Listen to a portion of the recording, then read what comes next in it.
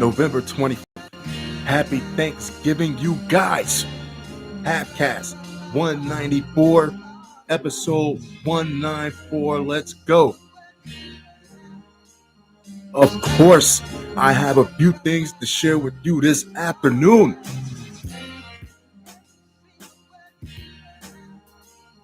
A day of reflection.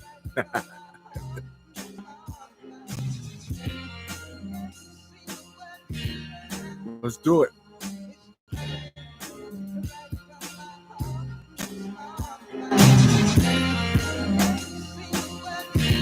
Murder of New Jersey mom kids could have been prevented if landlord changed locks. Lawsuit says. Now, aside from the ethical ramifications of this right here, just the moral, just the moral ramifications of a man or a woman or a group of people, a company of the people having to sleep knowing that more could have been done. The slaying of a South Jersey mother and her kids in a murder suicide at the family's apartment complex last year might have been prevented had the landlord changed the locks. Grieving relatives claim in a new lawsuit because doing nothing has consequences also. Ruth Estevez Reyes de Severino, 30, and her children, ages 5 and 2, were fatally stabbed on February 5th, 2020, by her estranged husband and children's father, 54-year-old Eugenio Severino, who authorities determined had hanged himself near the family's apartment in Penns Grove. The suit alleges negligent hiring, wrongful death, and breach of contract. Says that apartment owners Penns Grove Apartments LLC denied Reyes' request to change her locks in the days before she was killed. That's supposed to be maintenance on the apartment, and it's only right for a tenant to report these type of things, because if anything is wrong with the apartment later on, you can, like, yeah, you can lose some of your security deposit. But also, if somebody comes to you and say they fear for their life, can you please change these locks? Shouldn't that trump? Shouldn't that just like be something that you automatically know to as a person? I'm not talking as a building manager. I'm not talking as a landlord. I'm not talking as a property manager. I'm talking about as a human being that probably has a family of their own to protect.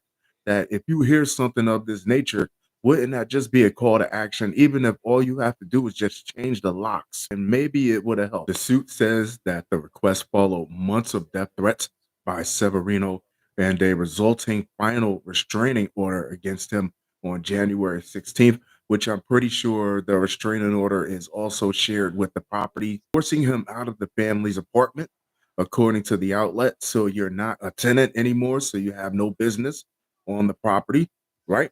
Women and their children should not have to fear for their lives or lose them because their landlords and the parties they contract with failed to keep those women and children safe. Samuel D. Jackson, a lawyer for the family, said in a statement, according to NewJersey.com, the family is seeking compensatory and punitive damages, as well as the recovery of Reyes's $1,207 security deposit. The outlet reports apartment operator Housing Management Resources Inc. was also accused in a lawsuit of failing to abide by a city ordinance requiring all apartment complexes to install outdoor security cameras and lighting, according to the outlet. So this means that they've had problems with undesired things happening on the premises in the past, in which they were ordered by the court to tighten up security around their properties, and they failed to do so. That move followed the May 2019 fatal shooting of 26-year-old Tayshawn Hayward, who was killed outside the apartment complex following a dispute over $30 in which he tried to intervene. It was no secret that security around the building was loose. So if the tenants know this, then also the people who are looking to do foul shit, they know the same thing too. The defendants here didn't bother to follow a law that was passed to address their own bad behavior, and the predictable result was an even worse tragedy. said Jackson, according to NewJersey.com. We hope this lawsuit sends shockwaves through the New Jersey landlord community and makes landlords realize the health and safety of their tenants should trump all other considerations, especially profits. That door to the entrance of the building, that every time you walk in, it's a million people that don't live there. That's a problem. Anything, the light is out at the end of the hallway. Anything that when you walk into the building, you don't feel comfortable should be brought to management. And then it shouldn't just be brought to management. It should be priority to get those issues addressed. It literally only takes what 25, maybe 30 minutes to change a lock to a door. If you like the show, don't forget to subscribe and leave a comment. Let me know you're rocking with your boy. I seen the commercial for the Peter Popoff Miracle Water. and they they're giving it away in single serve packets now. It looks like packets of KY jelly. And my only question is, what the hell are you gonna do with a single serve packet of Peter Popoff Miracle Water besides put it on some of your auntie's dry ass turkey?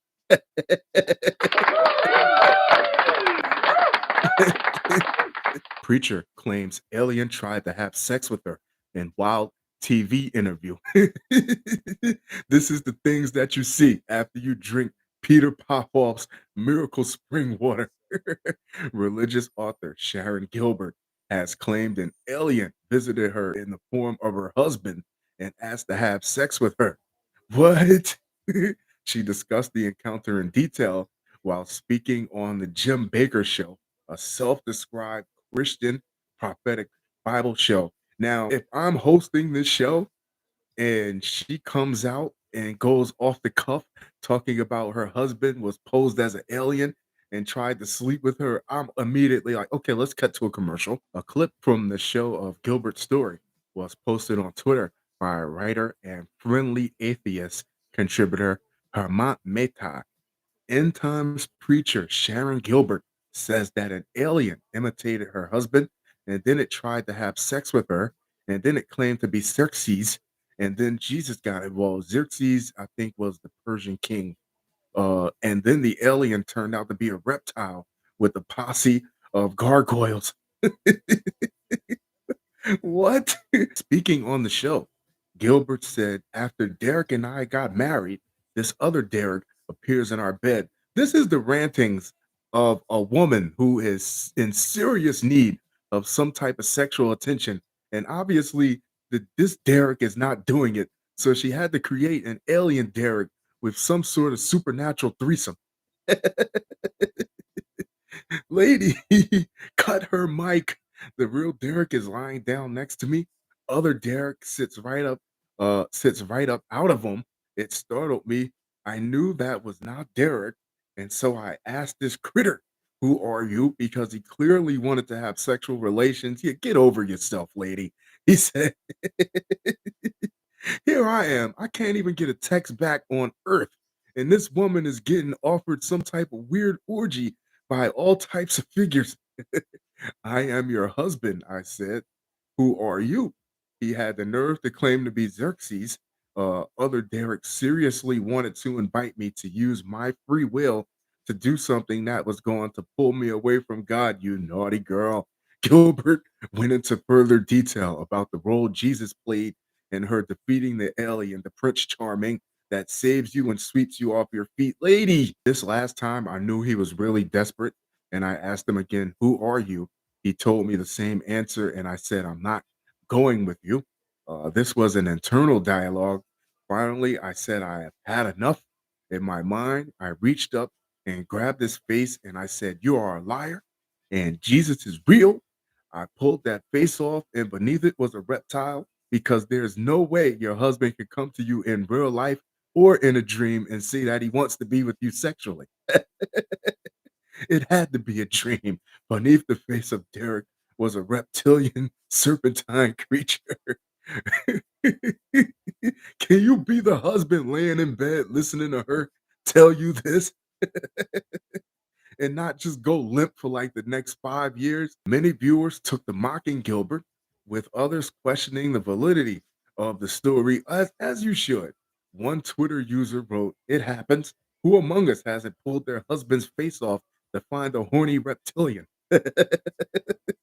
Another added, this is a story a 7-year-old tells you when you ask them why they're late for something. Also, pick a lane, aliens or angels, make up your mind, damn it. Oh, they're having a ball with this. While another person wrote, I hate it when that happens. It's hard enough to get a good night's sleep, and then bloody Xerxes turns up, followed by Jesus and reptilian aliens. Don't you just hate it when that happens? This sounds like the rantings of a lady at odds with her religion because she needs to get her bones jumped just that bad. Is leaking into her subconscious. Next up, large ice cream manufacturer faces boycotts for raising wage of vaccinated workers. Chapman's Ice Cream, Canada's largest ice cream manufacturer, is facing boycotts after the company announced it would raise wages for vaccinated workers and begin mandatory testing protocols. This is not a surprise if a company tells you you have 30, 60, 90 days to show proof that you've been vaccinated, if they're saying that it's mandatory, okay, so you can do either one of two things. But either way, as a grown person and as somebody who has to think of taking responsibility for their own actions, as a grown person, if you want to get the vaccination and continue working there without no issues, that's great. That's awesome. But you also have the same decision to not get the vaccination, in which case you already know what the consequences are going to be. So you can't expect a company that has three, four, 500 employees, and out of those three, four, 500 employees, most of them are on board, but the only other 20, 30, they want to play hardball. So who are you going to pander to? Do you pander to the 20, 30 that want to rock the boat? Or do you show that you appreciate people being responsible and stepping up to rock with the company, yeah, to go forward with the company and not give them any problems on it. The company has become the latest target of several anti-vaccine organizations and activists who are allegedly threatening members of the family-owned business and calling on the public to boycott its ice cream products. The reaction was pretty brutal, actually very, very aggressive. People were calling us, leaving messages after hours. I've been sent. The only thing I can say is hate packages in the mail. Somebody put a turd in her mailbox. No, I don't know if they really did that. Chapman's vice president, Ashley Chapman, told CBC Radio as it happens. Even my father, my 78-year-old father, got a voicemail on his phone telling him he was like Hitler and obviously a Nazi, and we should be convicted of war crimes. Essentially, he added, and I get the reference, but every time this reference has been used, it's completely out of context. The company recently announced its new vaccine policy, which requires employees who have not been fully vaccinated against COVID-19 to undergo 2 rapid tests a week. The company would pay for the testing. In which case, you also, hey, you have a choice. You have a decision to make. Chapman told CBC that roughly 750 of the company's 850 workers are fully vaccinated. So out of the whole 850, only 100 people are rocking the boat and the others are on board with like just not making this an issue so we can go back to production and we don't have to like get sidetracked by this vaccine shit. If you're a business owner, you're looking to like the path of least resistance on this, while some have received 1 dose or are planning to get their shot soon. That's acceptable. Okay. You're gonna get the shot soon. We could work with that. But just flat out denying and saying that I'm still gonna come to work, but I'm not gonna follow suit. No, I'm not having. I wouldn't have it. Yeah, only 5 employees who are currently on unpaid leave have refused to reveal their vaccination status or undergo weekly testing. Chapman's Ice Cream also announced that it will provide a vaccine incentive for paying workers who get vaccinated by the end of the month, $1 more per hour. There you go. This is very difficult for us all. We have to make some tough decisions. And obviously, you had to go home and talk to your family too about doing what you think is right for the best for you and your family. So for y'all rocking with us, here you go. You get a raise. Know what I mean? Like Chapman attributed the decision to the amount of money the company plans to spend on testing For its unvaccinated employees, he said the calculated cost per unvaccinated employee came out to roughly $40 a person. As a family, we were chatting and it just seemed wrong. And we were spending that for the small amount of people who hadn't got vaccinated when we feel the people who did the right thing should be rewarded. Fair enough, because it was also a bit of a slap in the face for them. He told Global News, I like it. I like it. It just felt we were treating the unvaccinated better than we were the vaccinated. He said a picture of the announcement, which is posted in the company's offices, is now circulating in anti vaccine groups on social media. Go fuck yourself. Go fuck yourself. They're not treating or mistreating, or they're not showing no favoritism. They're not showing no discrimination.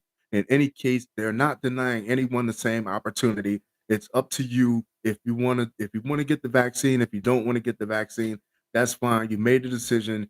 Just be prepared to deal with whatever comes with that. That's all. The company's Google page has been flooded by a series of negative online reviews, with one reading, your ice cream tastes like violations of labor law and discrimination. That's a good one. If you're reading this, if you're the owner of the company, you gotta at least be like, you gotta respect the good zing. Chapman told Global News that the backlash had been unexpected and admitted he found it frustrating that some people found the practice unfair. I don't think it's unfair. I'm in the US. I don't know how Canadian law goes, but if you read when you go to get a job, it says at will employment. At will employment means like within legal boundaries, an employer doesn't have to keep you and you don't have to stay. Know what I mean? So you're not bound to be there. So if you feel like you don't want to get vaccinated and the company is saying mandatory vaccinations, that's fine. You don't have to be there. I mean, like, yeah, that's is a decision that you have to make. While some have boycotted the company, supporters have also come out with a campaign called I Stand with Chapman's. Chapman hashtag I Stand with Chapman's. He said he is not worried about the new policy impacting the company's sales. No, it shouldn't, because now you have non-vaccinated employees. You hear about COVID tainted chicken, COVID tainted beef, and yeah, you it's a safer working facility for people that's vaccinated, if everyone is vaccinated, and it people work better when they feel safe. That's all it really comes down to. You get better production, and people will stand behind your product better if they know it's made in a safer environment. Off-duty cop fatally struck pedestrian, took body home to mother for advice. What?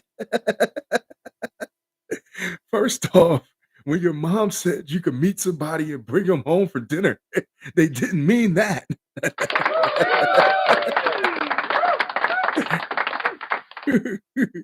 And if you're a police officer, who better to ask for advice in that situation than another police officer? Call the cops. An off duty police officer in New Jersey is accused of fatally striking a pedestrian with his car and then taking the body to his mother's home for advice. Acting Essex County Prosecutor Theodore N. Stevens II announced the charges filed against 25-year-old Newark police officer Louis Santiago on Wednesday. According to a press release from the Essex County Prosecutor's Office, the incident occurred November 1st at around 3 a.m. while Santiago was driving his 2005 Honda Accord on the Garden State Parkway near exit 151. While driving, Santiago failed to maintain his lane and traveled on the right shoulder of the Garden State Parkway and fatally struck a pedestrian. The victims was identified as 29-year-old Damian Z. Demka.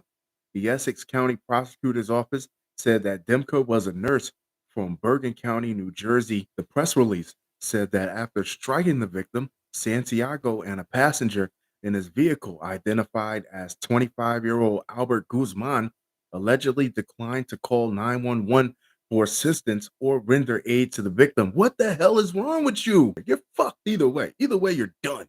I mean, either way, you're in a world of trouble. But the worst thing you could do is not face it immediately and get in front of it and let it be known 110% that this was an accident. I did not do this on purpose, or I wasn't drinking. I was maybe I was just a little tired or whatever. But whatever you do, the first thing you do is let it be known, let the world know that this was a goddamn accident.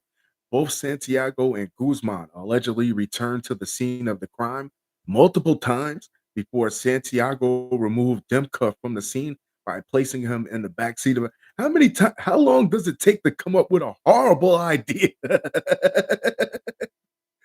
They said multiple times, and that's all you could come up with was just to put the body in the back seat. Please do not travel with any dead bodies. Santiago then took the body to his home in Bloomfield, where he, his mother, and Guzman allegedly discussed what to do with the body. Just prop it up in the back seat like Weekend at Bernie's and go for Wendy's? No, please don't do that either. The Essex County Prosecutor's Office said that Santiago's father, who was a Newark Police Department lieutenant, call your dad. What is wrong with you? You can call your dad. Yo, dad, I messed up. It was an accident. Like, I need your help. Can you come down and tell me what to do? Eventually called 911 and reported that his son, why wasn't your father the first person to hear about this as soon as it happened? And reported that his son was involved in a car accident. When officials with the New Jersey State Police arrived to Santiago's home, they discovered Dimka deceased in the back seat of his car. Santiago was eventually arrested and charged with numerous crimes, including reckless vehicular homicide, desecrating moving human remains, leaving the scene of a crash resulting in death, endangering an injured victim, hindering one's own apprehension, conspiracy to hinder prosecution, tampering with physical evidence, obstruction, the administration of law, and 2 counts of official misconduct, according to the press release. 95% of those charges were completely unnecessary. Santiago's mother, 50-year-old Annette Santiago, and Guzman were also charged in the crime. They were both charged with conspiracy to desecrate human remains, hindering apprehension, conspiracy to hinder apprehension, and tampering with physical evidence. FedEx investigates after hundreds of packages found in Alabama Ravine. Now you know where your TV went. You thought somebody stole it off the porch. You done beat your neighbor up. Now you know where it is. FedEx has launched an investigation after police officers with the Blount County Sheriff's Office found hundreds of packages in an Alabama Ravine. That was his last day. Y'all just didn't know. The BCSO officers discovered 300 to 400 FedEx packages of various sizes, which had seemingly been thrown off a roadside in the county's western region. Sheriff Mark Moon said, "Nobody seen all those packages laying off the side of the road like that. I would have called a few people, a few friends or whatever, and we it would have been Christmas early." FedEx officials arrived on the scene by Wednesday evening, hours after the package's discovery. WBMA LD reported the company then dispatched trucks to pick up the remaining packages. Imagine. However, FedEx wasn't able to retrieve all the packages by sundown. The company said it would continue retrieving them on Thursday morning. A BCSO deputy will guard the remaining packages through Wednesday night. Imagine getting that type of guard duty. And yeah, then FedEx will scan all the discarded packages to determine their origins and intended destinations. We're looking into this internally and obviously can't confirm anything until we do. Yeah, one of your drivers pushed all those fucking packages off the side of the road, walked in, clocked out, and quit. That was his last day. I just didn't know it.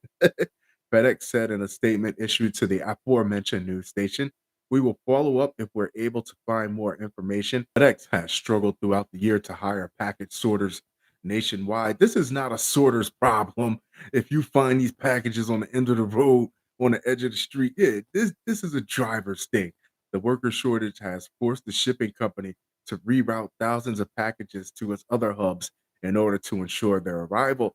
The company rerouted over 600,000 packages a day, leading to worsening service, said FedEx Chief Operating Officer Rajesh Subramaniam. I got that in one shot, baby. Yeah. President, reading is fundamental. During your call with the investors